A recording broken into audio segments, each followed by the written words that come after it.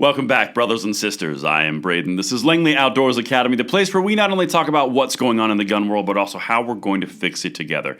And the content that we have this morning, guys, this is breaking, this is massive. We finally got a national injunction on the pistol brace rule from the ATF. I'm about to walk you through this. This is a breaking decision as of late last night, and I can't wait to hear from you guys in the comments and send this one out because this is what we've been waiting for and is massive. And of course, make sure you hit that like button, subscribe to the channel, and turn the notification bell on. We would love to have you help the channel grow, and thank you so much in advance for that consideration. All right, my brothers and sisters, before we actually show you this decision, which is solid, it's like you've been waiting for something for so long. It's really great to see. I want to show you what you guys accomplished on the letter that we wrote to Mike Johnson, the Speaker of the House in the United States House. Yeah, we got 12,000 signatures from you guys. It's going to be printed out. A physical box is going to be sent and delivered to the Speaker's office. All because of you guys, and thank you for that support. And check out secondpress.co because we are turning infrastructure on and we're going to fight this gun control fight every day, and we'd love to have you along for the ride. All right, my brothers and sisters, enough of the ado. I am so excited. Oh, let's get it. Check out what just happened last night. In the United States District Court for the Northern District of Texas, now this is the District Court, it's important, the Brito versus the ATF. Memorandum, Opinion, and Order. Before the court is plaintiff's motion for preliminary injunction filed on February 7, 2023 against the ATF. Having considered the motion, briefing in relevant law, the court grants the motion. All right, I'm going to jump straight to the good stuff because you guys came for the good stuff to have your coffee with. Check this out. Likewise, the court is certainly sympathetic to ATF's concerns over public safety in the wake of tragic mass shootings.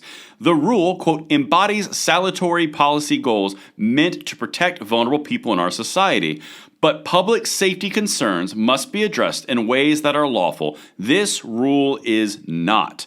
Conclusion. For the foregoing reasons, the court grants the motion and stays the rule in its entirety. In its entirety. That is what we've been waiting for. We've been having certain groups get the injunction protection. We've had certain little instances, if this, then that. This is in its entirety.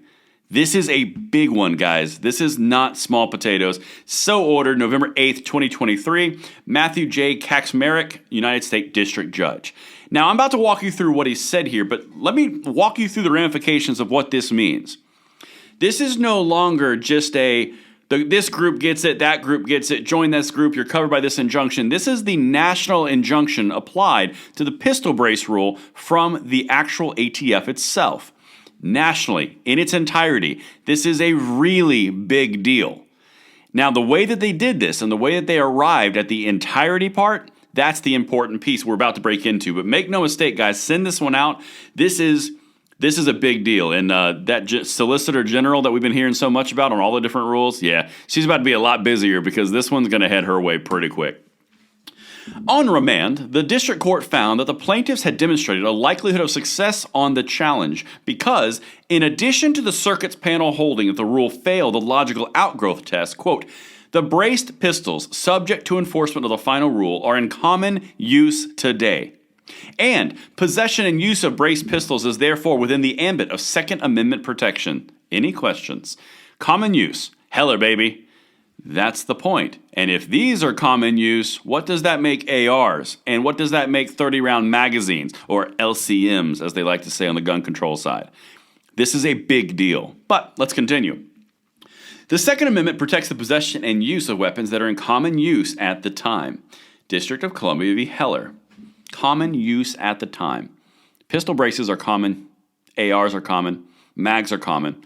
Why are they still pushing gun control rules? Yeah, because they don't care. But anyway, they're getting a little bit of humble pie on this one because flat out, common use in Heller. Well, now, this is something that's been addressed a few times, but listen to the other reasoning. They go the financial impacts. Check this out. Moreover, even if a gun owner had registered their weapon with the ATF prior to the May 31 deadline, the weapon must still be marked to reflect its new classification. The ATF estimates that each engraving or marking would cost gun owners anywhere from $30 to $65.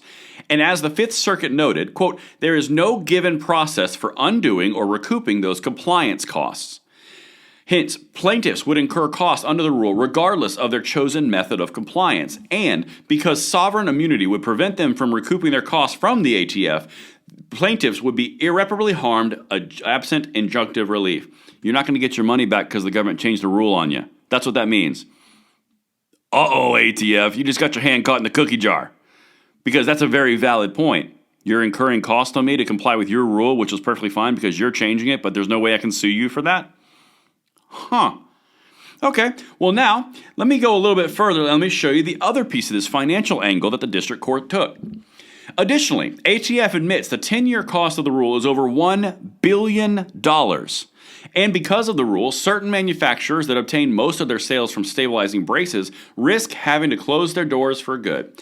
So you are in violation of Heller under common use. These would fall under common use. You are imposing fines and fees on individuals because you changed a rule and there's no way for them to get their money back no matter how they accept your rule and comply to your rule. And then you're going to shut down businesses, which is a financial burden and causes them to go out of business because of your changed rule. I like a whole lot. And you know what? Just for fun, because we just like to hear it, let's read the conclusion one more time. For the foregoing reasons, the court grants the motion and stays the rule in its entirety. So ordered, November 8th, 2023. Now, while this is incredible news, and I love the way this went, here's where we go from here.